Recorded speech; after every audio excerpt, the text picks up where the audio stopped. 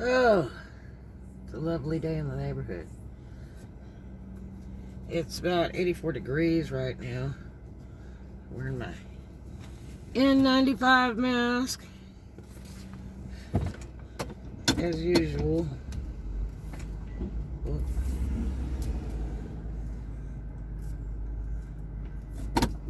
So I was just in Walmart, and a lady came up to me as I was getting ready to leave, and she said, "Your hair is just absolutely gorgeous." And I was like, I thanked her like 3 times at least. I just cut like an inch off of it 2 weeks ago and about 3 more inches yesterday, which is nothing because my hair is extremely long. But it just felt like it looked crappy, and my daughter used to trim my hair out. So she hasn't been around. Boy, like, is it Carlona? So I had to do it myself. But plus I get glue and stuff in it sometimes, because it whips around or gets in the middle of the stuff when I'm working on it. So I brushed some of that out before. But I feel like my hair looks like Witcherama. Rat woman! But that was really sweet of her. She just says, your hair is just breathtaking. And I was like, man, I would love to have one day in my life where my hair is looking that good, so I guess it is. Must be that second part corona shot.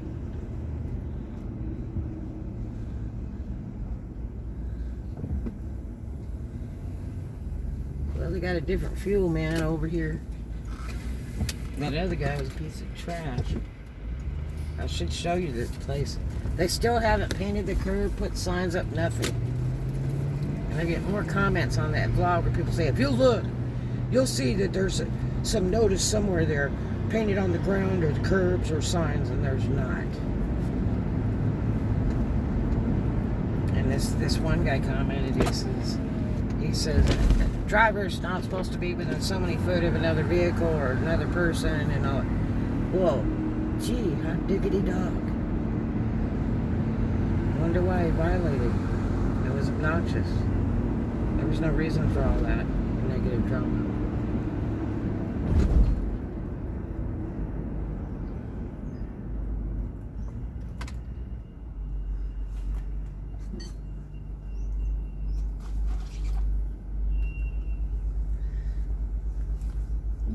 They have like the highest insurance in the world, fuel runners. It's amazing that anybody could be that stupid. I don't know why you insure stupid.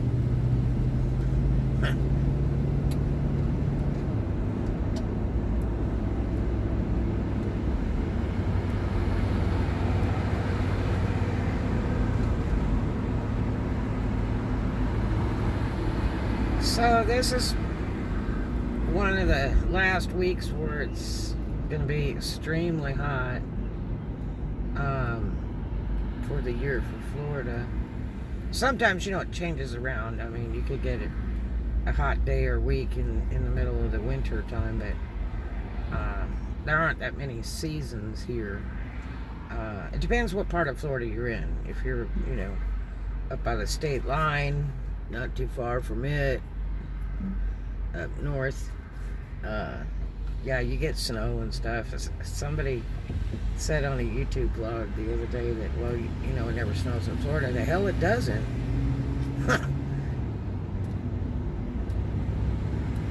I've seen it snow lots of times. I've seen the bridges ice down in Destin all winter long. I've seen them shut the bridge down in Destin, Florida, because there was too much wind. If the wind's over 30 miles an hour, and if the temperature drops to a certain temperature, they'll just shut it down, whether it's iced down or not.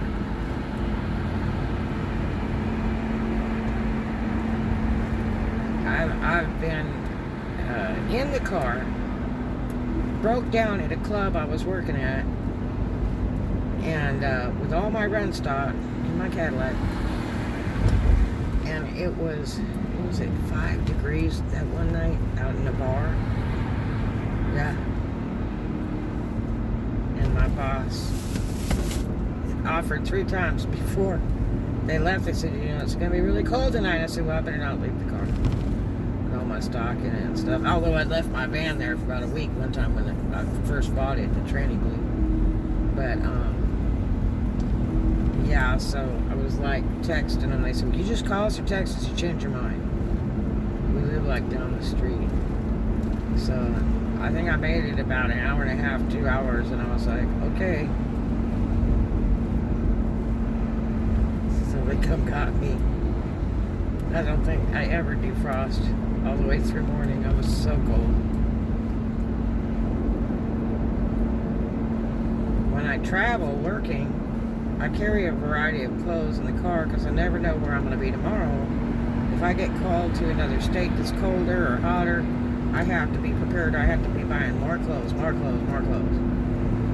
And you have to try to keep your costs down when you're traveling and working because you're not making any money if you're spending it.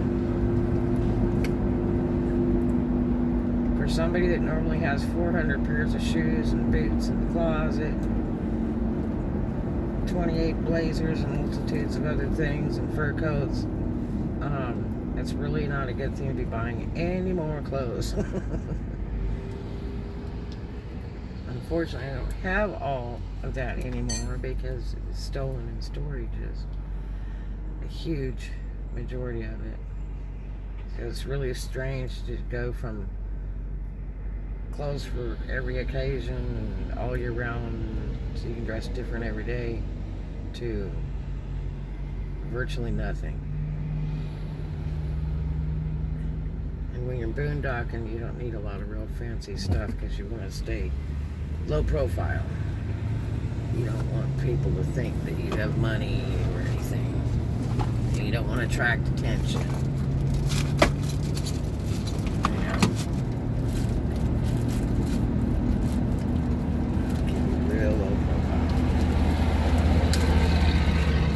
My. I'm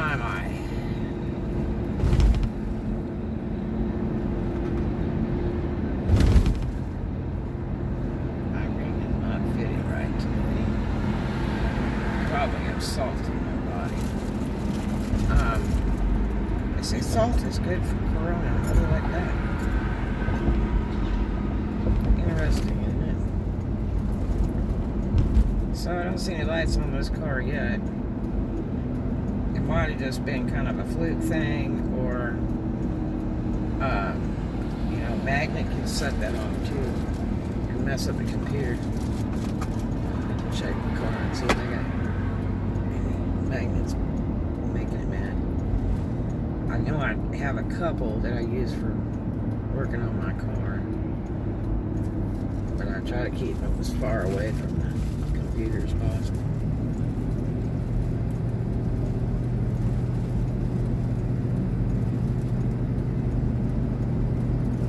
That old car wash, gosh, I remember when that was open.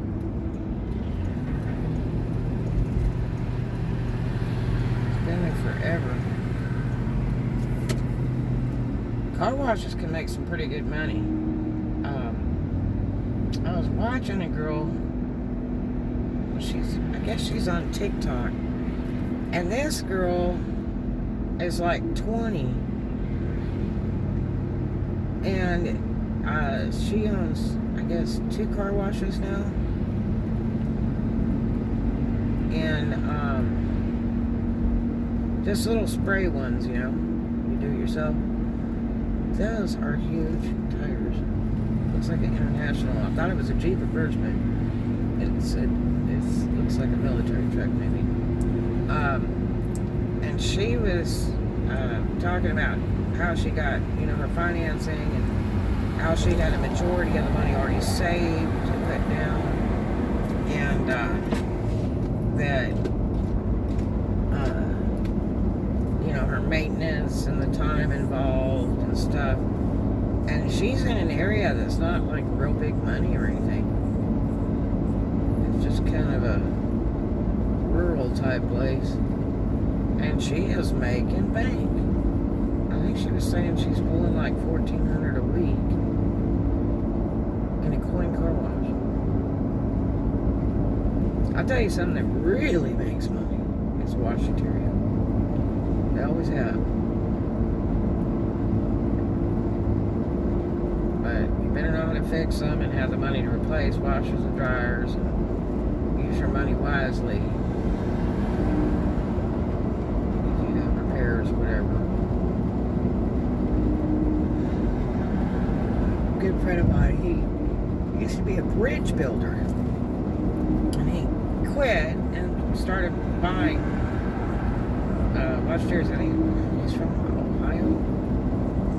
And he's got like 3 or 4 in the Fort Walton area. He's a really nice guy too. He's funny. But he keeps those things ultimately clean. And they're always serviced. I mean, he handles everything. His coin machines, his beverage and snack machine, everything's reasonable. His washers and dryers are like virtually brand new, and they work so good. And they keep it ultra clean, and they're really nice people. He divorced, and his childhood sweetheart divorced, and they were talking on the phone. They've kind of been friends for years. And he said, you know, why don't you come to Florida? And so she came, beautiful girl. She's just adorable. And their kids are all grown up, everything. And so she came to Florida and they got married. And they're the neatest couple. Really nice. She's a total character, really pretty girl. But very smart guy.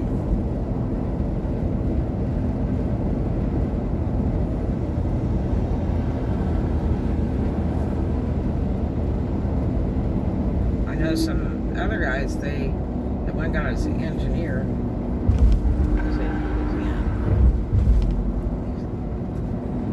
He was a nuclear engineer or something.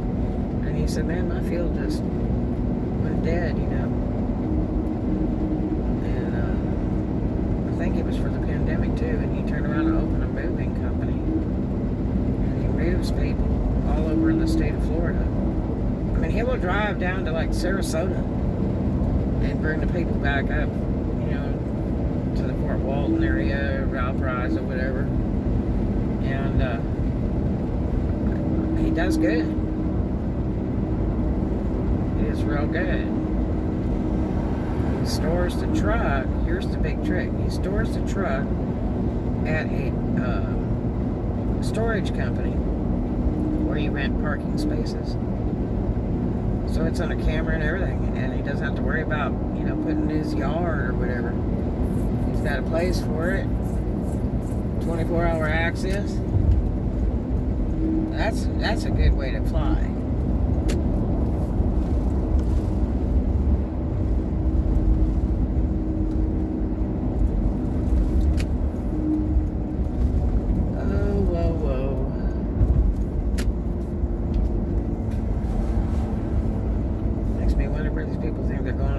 Speedway, and here's a really tight curve.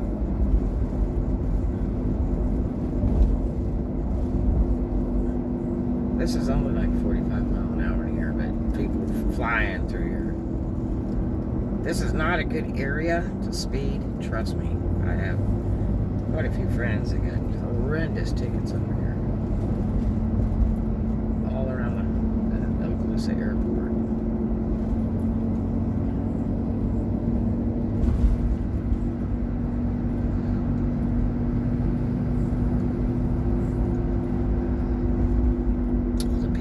Is a mess, and I went to check on a guy I know that was hit by polio when he was a kid, and he's a little bit older than me. They had the huge polio pandemic.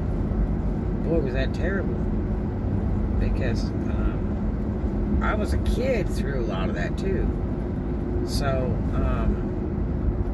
I didn't even know. I remember getting shots and everything that I didn't know. It was so strong back then.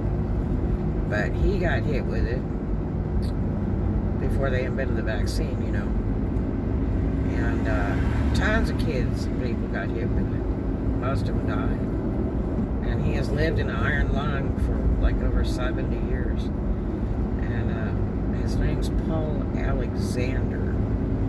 And he's also a lawyer. That's right. You should check out his story. It's incredible. But he passed away, unfortunately, in May of 2021. I believe it was May 13th. And he's lived in an iron lung all his life. He was one of the last two surviving people that have had to live in iron lungs their entire life, which is an incredible machine. I remember those. They don't make them. They don't build them anymore. Today they use like ventilators and stuff, but they don't do the same thing as the iron lung. That polio, this particular gentleman, that looked like a huge snake right there. It might have been a baby crocodile. What he had was paralysis from the neck down, and it kind of floated in and out for a little bit, and then it just went bad because this machine stopped one day or something. It was out in the air too long or something. I don't remember. But it's like a compression machine. It pushes the body to put the air out of the lungs, and then pulls the body back up to take a breath in the lungs. And you have to live in that. It's just all automatic, you know. And so because the body, you know, can't function, can't take a breath. That's why you need to realize life is so precious. There's always someone worse off than you. And even a breath is precious. But this guy is amazing. He went to college to fulfill his dream. He wanted to be a lawyer. And so he did. It's absolutely amazing. He spent 2 years bugging the heck out of him over there until they said they'd accept him, but they gave him certain terms where they would accept him. And that was virtually impossible, but he made it happen. And that's back when he could, you know, leave the machine for 2 or 3 hours at a time and stuff like that. And could, you know, still walk a little bit. But eventually ended up totally paralyzed. But he got it when he was a little bitty kid. And people were in lockdown. They wore face masks. Extreme lockdown. They didn't even have a vaccine when he got it.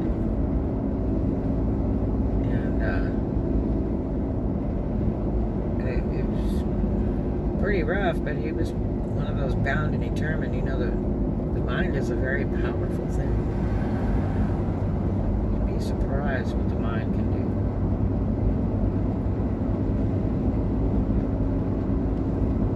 But if you get a chance, you need to look up his story. It's Paul Alexander, iron lung survivor. He's a big yellow iron lung. He's a car guy that helped him because they don't build them and they don't make the parts for those things anymore. And because polio is like extinct. You know, it's not like corona where all these idiots don't want to get shots. This stuff may stick around for years as long as you guys don't want to get shots and social distance and wear a mask. But a car repair guy stepped in to help him and took his iron lung and started making parts for it and stuff. I mean, handcrafting the parts as best he could. I mean, he didn't work on stuff like that. And this guy was going to die because it kept malfunctioning. It was hesitating. And he wasn't getting enough oxygen. So, I mean, this guy eats, drinks, types, writes, all kinds of stuff with his head. Yeah, laying down. That's right. And, he never got to get married, unfortunately. He almost did at one point when he was younger. But the girl's family said, it's not worth it. You'll just end up being a nurse for him the rest of his life. Well, I mean, that's what love is.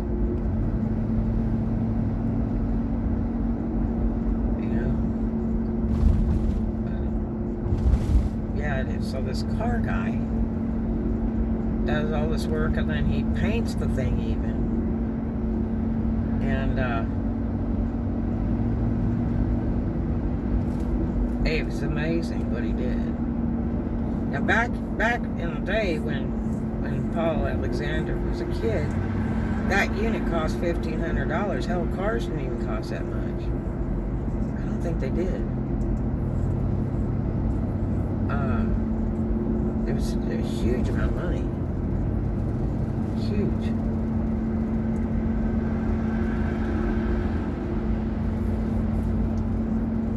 But he ended up in the hospital for a long time. Most people, they left dead back then. Young or old, didn't make a difference. Polio was horrible. It was a terrible pandemic. And he managed to make it out of there. He was a long time in the hospital in Ireland. Back when they had bunches of them. But most of those people died. He was incredible to survive that.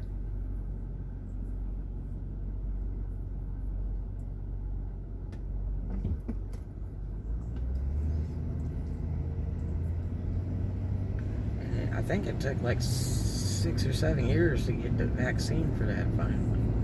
It takes a long time to research it. They did that ultra fast emergency speedy deal on the corona vaccine, and I'm really surprised they even managed it in such a short amount of time, because then it still has to go through approval with the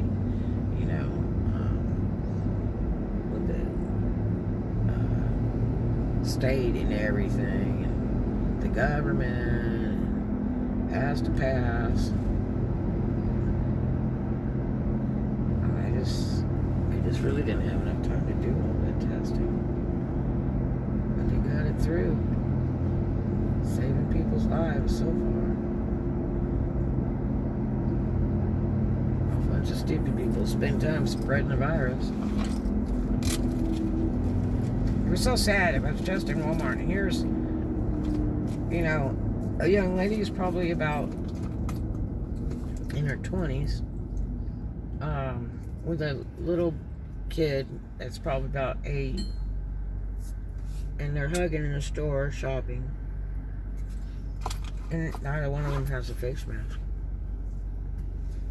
And they're not social distancing. And everybody around them had a face mask.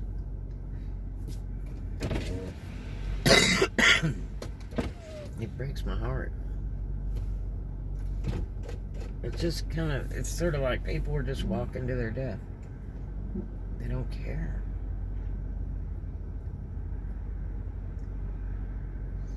If you ever went to the hospital to see all those corona people dying, you'd be caring. I have friends of mine that are in the medical industry, and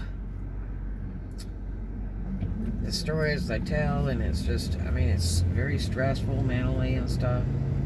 I wish you would get off the phone. That's a freaking hospice. And texting, looking face down, and driving over the line. Idiot.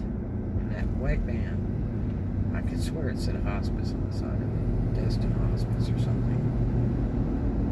Get off the phone.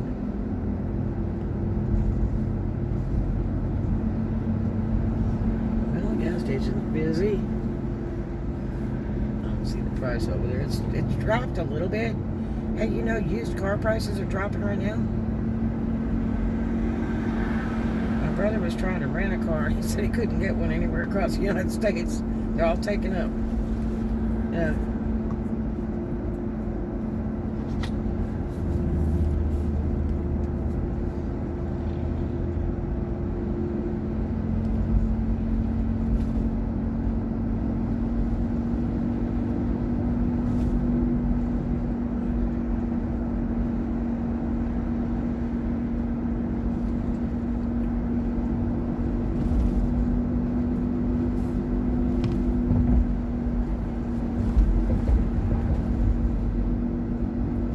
They have 3 rent-a-car places. They open the one back out in Valpy again.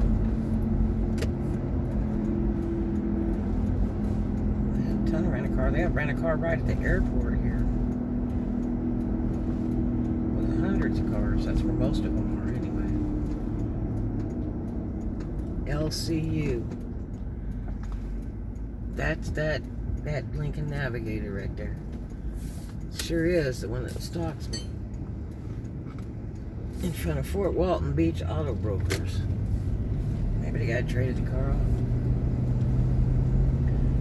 But he wouldn't be the only creepy car dealer I ever ran across.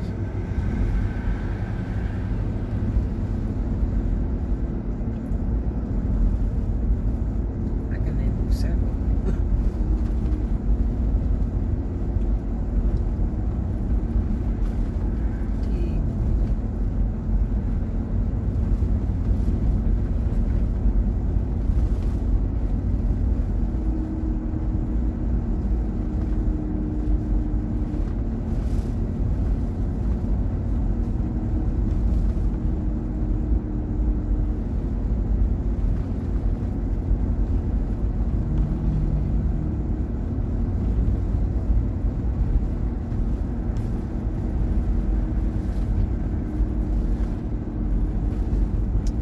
Degrees for Walton Beach, Florida.